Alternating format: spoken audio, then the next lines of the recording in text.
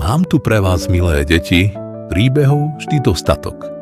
Počúvajte tieto vety, sú zo sveta rozprávok.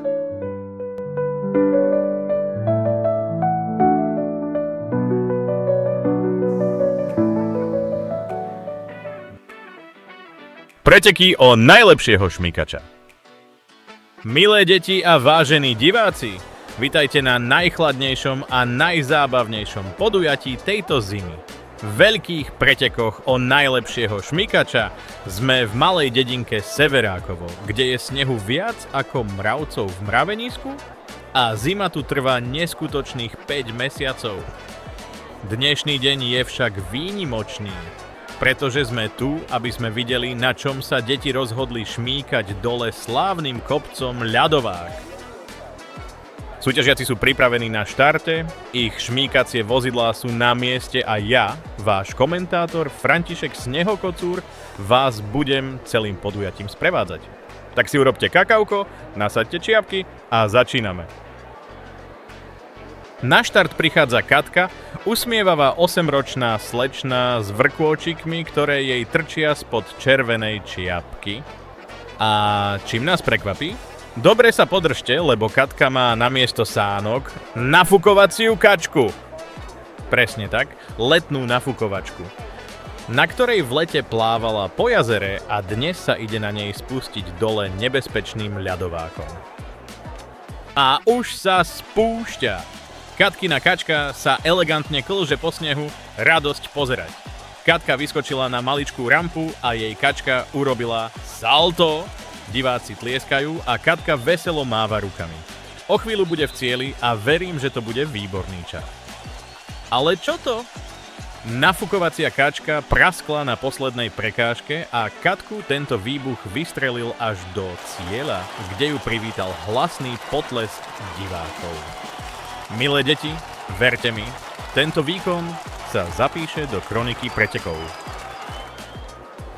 Ale na štart sa už pripravuje Matúš, ktorému nikto nepovie inak ako vynálezca. Dnes prišiel s tým najnečakanejším šmýkacím nápadom. Starý matrac z jeho postele.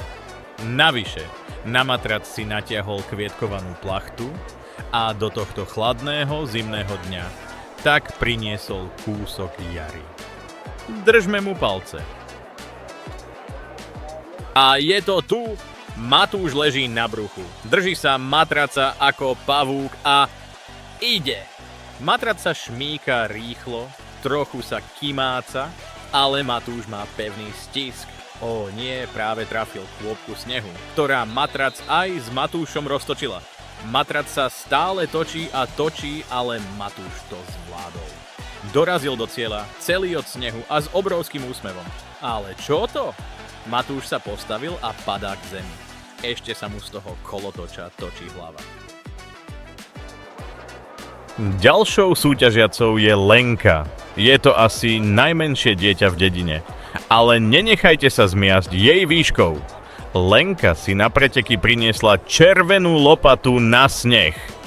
Ako správna slečna si oblečenie farebne doladila s farbou lopaty.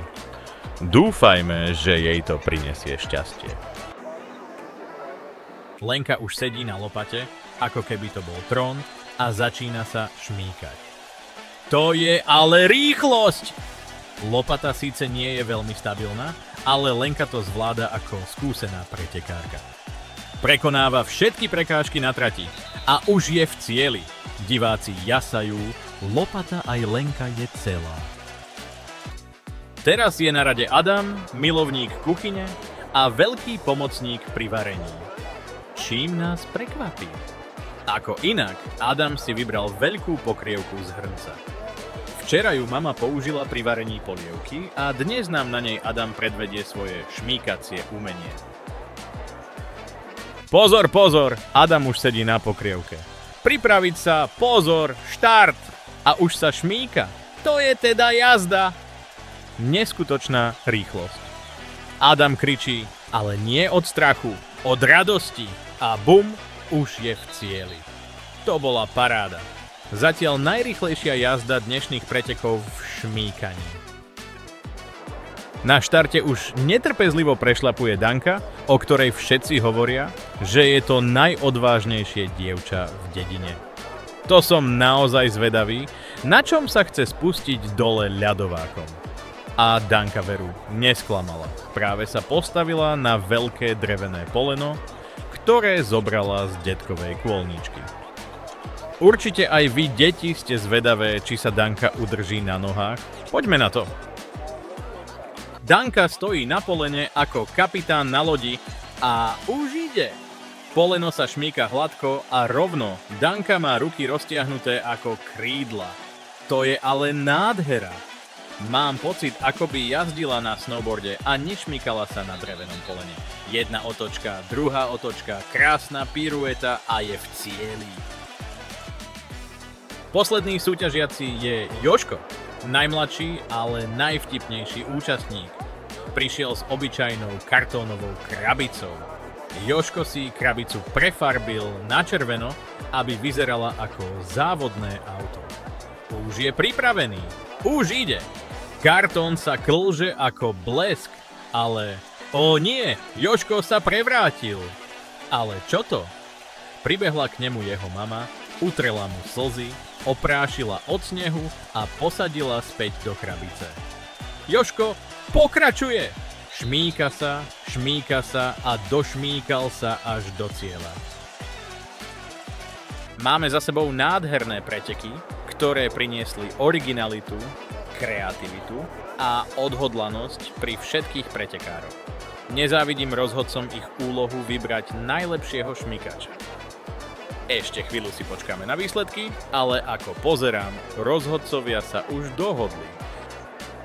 Milí diváci, výsledky sú tu! A aké? Všetci sú víťazi. Katka za najväčšiu srandu, Matúš za kreativitu, Lenka za odvahu, Adam za rýchlosť, Danka za štýl a najmladší Jožko za odvahu.